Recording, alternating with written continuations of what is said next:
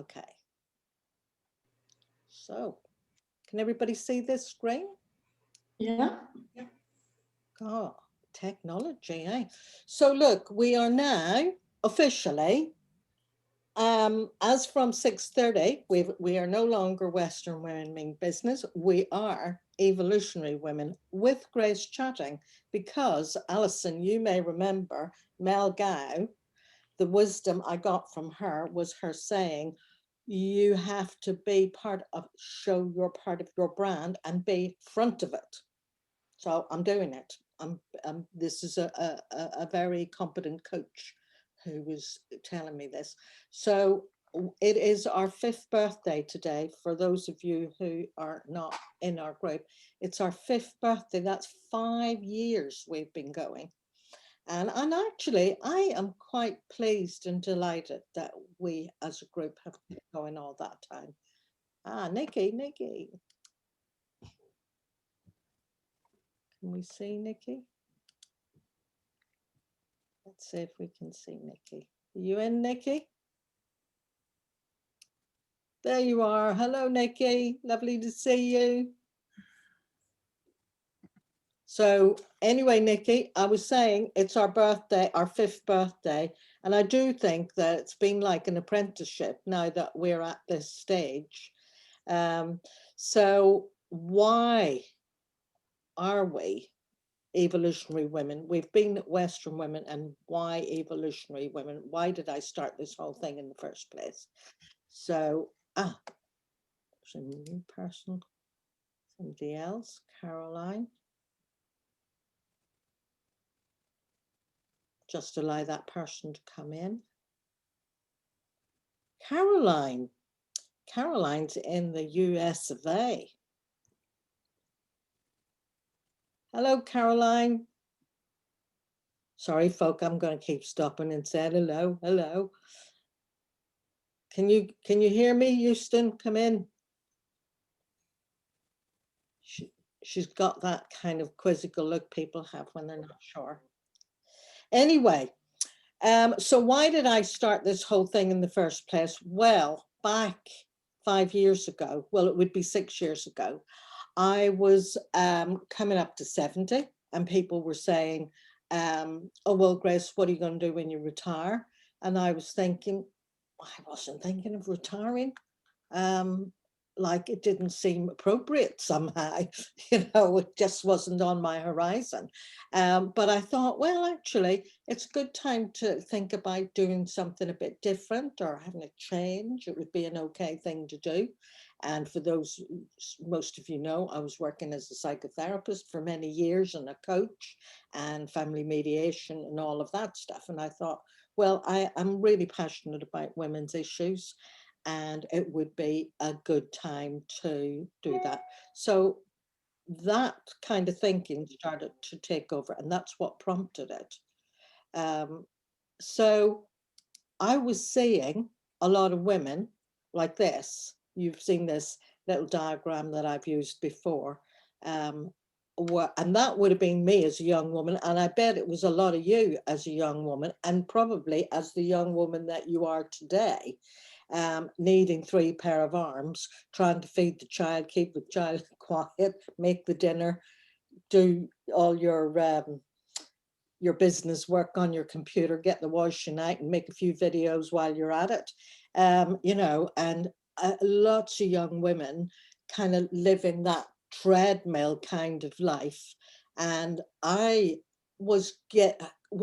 had got myself off the treadmill, and I wished that the personal development that I had kind of got into over the last 2 or 3 decades, I wished somebody, and I would do a lot of connecting with my future self and telling my younger self, reconnecting with my younger self, and reminding me it doesn't have to be so hectic and so awful.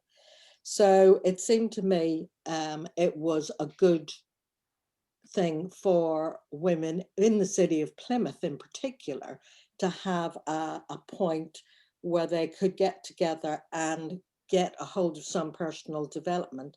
A lot of the therapists kind of learn that as part of their training, but the people in business were not getting an opportunity to learn about personal development. It just wasn't anything that generally came up on their radar. So that's kind of what was running for me. So bringing it up to the present day, it's still young women are trying to be all things to all people.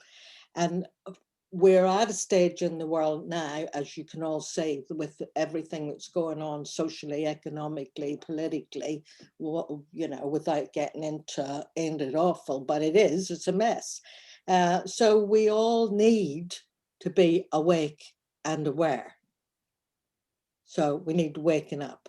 Most of us here are already awake, but some are just wakening and becoming aware that there are a whole lot of different dimensions to life that we just weren't aware of. So in a way, we do all have the world in our hands at the moment. This year that we've all been through, this last year, I'm just going to let Nikki in. She's got kicked out. The year that we've been through has been crazy, and it has been worldwide. It hasn't just been in pockets of the world, it's been all over the whole world has experienced a degree of weirdness that we've not encountered before. And it's, you know, one of the good things out of the disruption of it all has been having to stop and look at how are we operating. And in the middle of it all, we had the whole fiasco, the whole Brexit thing and the whole US election and all the rioting and disruption that's going on all around the world. It really is a momentous time. And I think we need, you know, I'm reminded here looking at this little image of there's a scripture that says, "This day I set before you two roads, one leads to life and one to death. Choose life." And I think we're all at a choice point when we actually need to stop and consider where we are in our own lives, our community, but also as part of humanity and the whole planet. We need to consider, well, where are we? So I'm not meaning to come heavy about this, but just clear that there is a profound shift in consciousness coming. And I showed this video to those of you who were in the meeting last week, and I'm going to just show it now. And how lovely that a profound shift is coming, and I want you all to see this.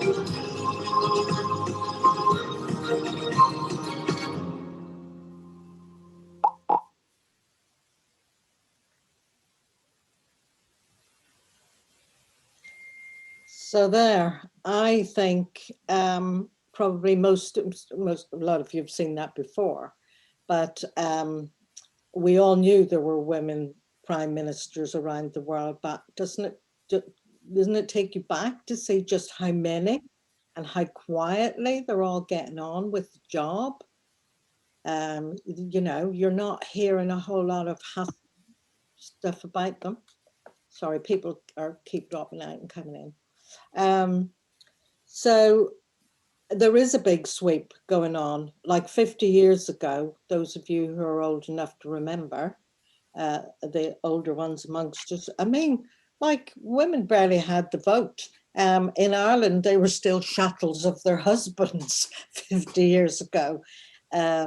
So big changes and another big sweeping change to come. And we do actually need to be aware that that is all going on, as well as all the other, you know, kind of unhelpful stuff.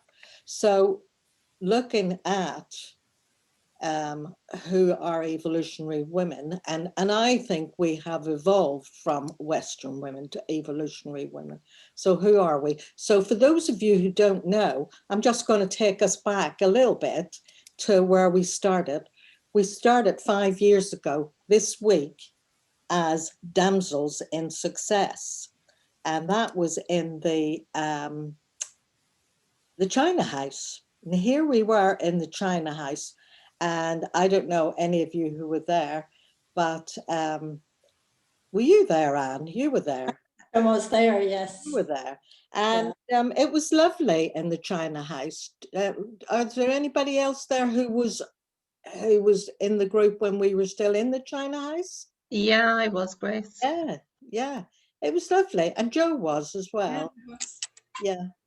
I really liked it. So anyway, it's a steakhouse now. So that was us that first day. And then we had a few other moves. And then we finished up at Borringdon. And here we were. I'm putting this because isn't it lovely to see how it was? How we used to have good animated conversations together. It was really lovely. And we could all hug each other and sort things out. Look, there we are. So then look, here's just a little video.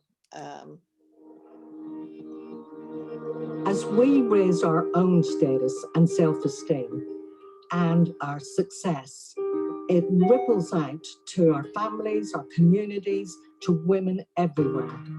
And really, we're all interconnected. We're all one anyway. We always have been. And as we say, a rising tide lifts all boats. So if any of this resonates with you, don't hesitate to contact me or come and be a guest at our next meeting. Come and join this wonderful tribe and be the change you want to see in the world.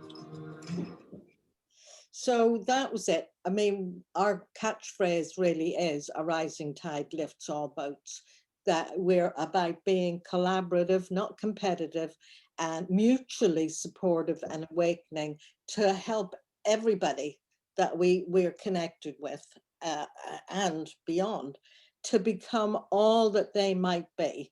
Like that is just my whole thing, to become all that I might be, and anybody I'm connected with to become all that they might be. And, you know, so look, here we were at the last meeting. So who are we? We're a creative learning community. And I'm using the word community now rather than a group, because community implies connection, and not just a number of people who get together. I think it's safe to say that we do actually all really care about each other, and it makes a difference. So what makes a woman an evolutionary woman? So my answer to that is the evolutionary impulse. You can call it whatever you like. I choose to call it God, and I'm just nailing my colors to the mast here. It's not about being religious. Some people call it source, some people call it spirit, some people call it life force, or higher power, or it doesn't, like, to me, it doesn't really matter what you call it, as long as you know what it means to you. It's something greater than yourself, something beyond yourself. And certainly it is what drives me. So I would say evolutionary women are very passionate about learning and growing and connecting and contributing and collaborating. You know, mostly you guys don't get together because you think, oh God. I remember once one of the guests in our meeting sort of said, and what brings you here? And she said, oh, well, it gets me out of the house. And I thought, well, you know, really? An evolutionary woman is just gets together with other women and connects and is passionate about uh, um, knowing and being known, you know, and the connection really is important. So also an evolutionary woman understands that together we can create a blaze. Now, I don't know that we've created a blaze yet, but I am looking forward to this new chapter when we can get the idea we can create a blaze. And it's a bit like, you know, the Me Too people. I am so full of admiration for all those women who just did hashtag Me Too, and they created a blaze. It is that simple. But lone coals burn out. You know, they don't keep blazing, but put them together and they can create a blaze. So that is part of what I'm looking for in this new chapter, that the connection and the collectivity is a fundamental factor. So an evolutionary woman has an evolutionary perspective about herself, humanity, and the planet. She sees herself as part of humanity and also the planet. So it's an identity issue. Um, uh, that none of us, no woman is an island. Um, what else is an evolutionary woman? She's more interested in evolving to be all she may be than anything else. Like everything in her life, her children, she's a role model for her children, that learning and growing and developing are something that they need to be mindful of. Um, and having an interest in their impact on other people in the world and on the planet. There's a level of awareness there that gets passed on. And of course, that goes down the generations. And really, as a collective, evolutionary women are about transformation of consciousness. So let me say, where's my next slide? So really, to put that in simple terms, I would say the core of what evolutionary women's about is about personal and spiritual development. And putting it in the simplest terms, there are fundamentally 4 stages of development. You could call it 4 stages of consciousness, or 4 stages of spiritual development, or even emotional development. But there is this development, and most of you will recognize it in your own life, where we all start off when we're younger. Yeah, things happen to you. They happen to you. Oh gosh, look what he did to me. Look what they're doing. Have you seen what they're doing now? You know, where we're victims. We're kind of victims of life. It kind of, whatever happens, happens. And the cards that were dealt don't always seem to be favorable. And it's, well, why me? And why does that happen to me? And, that's kind of the level of consciousness that we're at. And that's when we're in the conditioned, socialized mind. But then, usually, I mean, for me, I kind of was very much there until, certainly I would say my 30s, mid 30s, where it was, look what he's doing to me, you know, isn't it awful? And I would have been a victim. But anyway, I learned lessons, and they weren't always easy. So then I realized, and you'll realize, that things happen by you. That actually you are captain of your own ship and master of your own fate.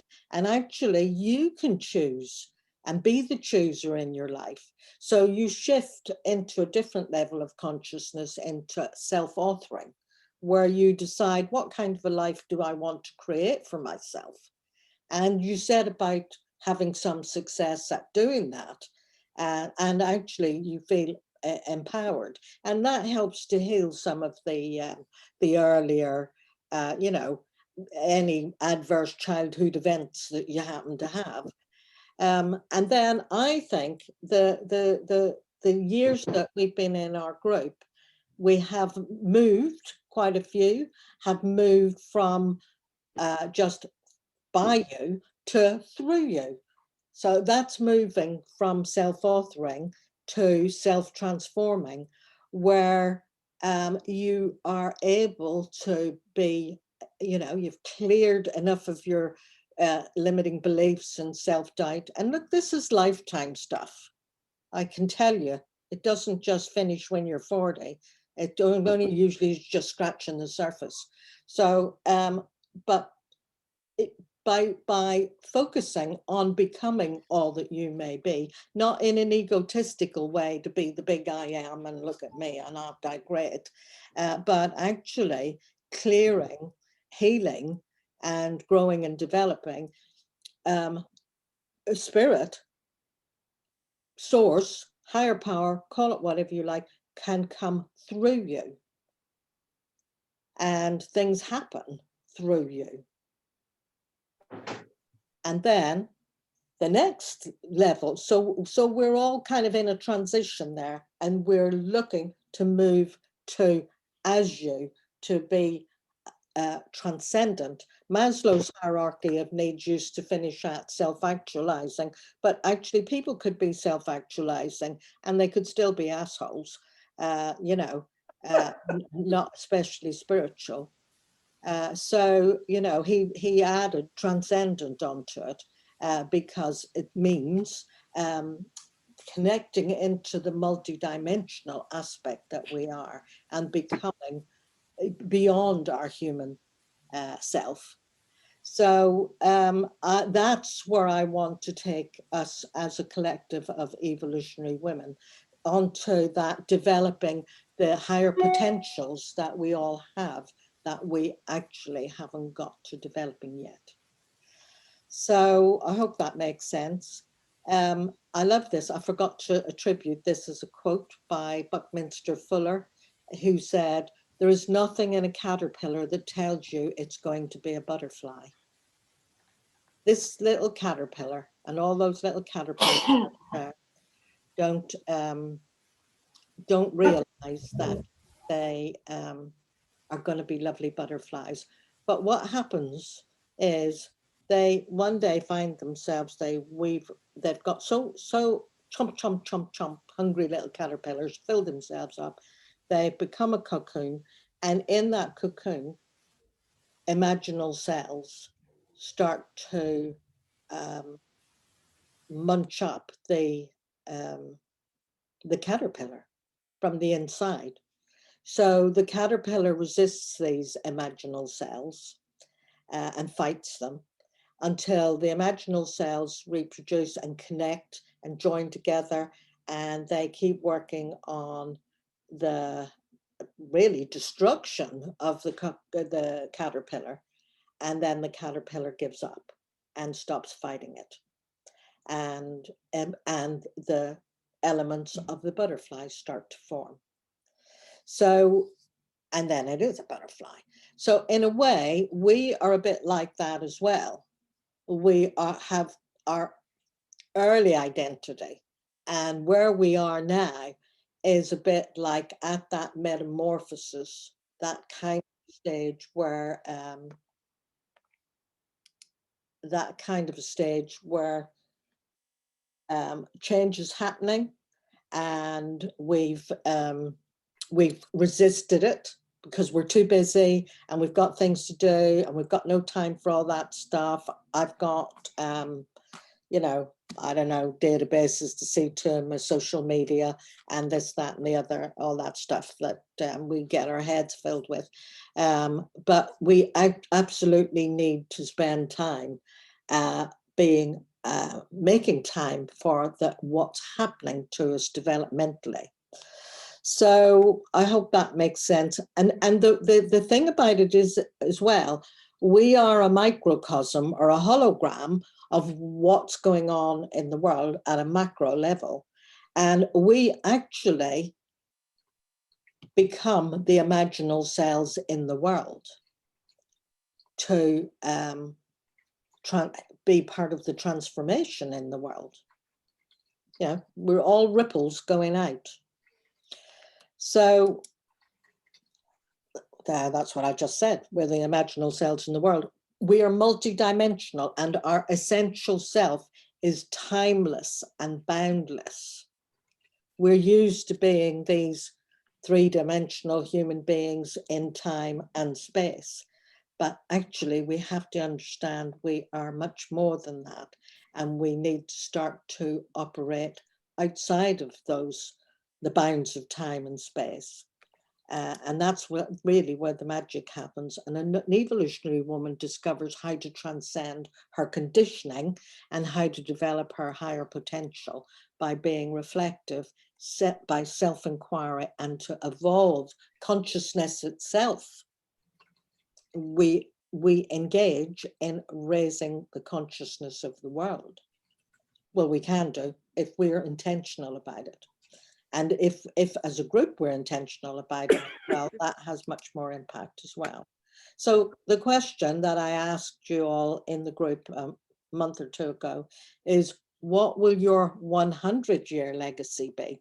Because we do our 5-year goals and 10-year goals and what have you. But when you're dead and gone, what will be around in the world because of you in 100 years' time?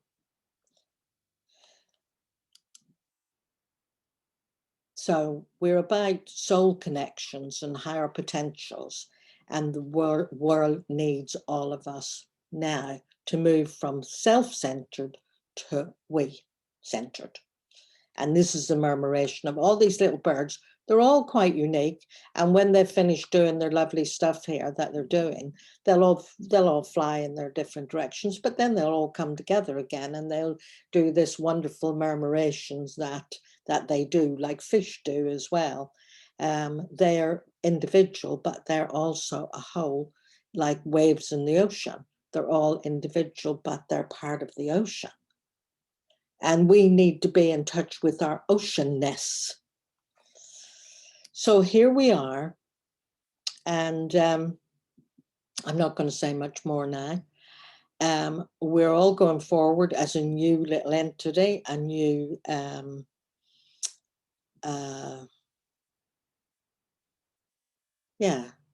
new entity.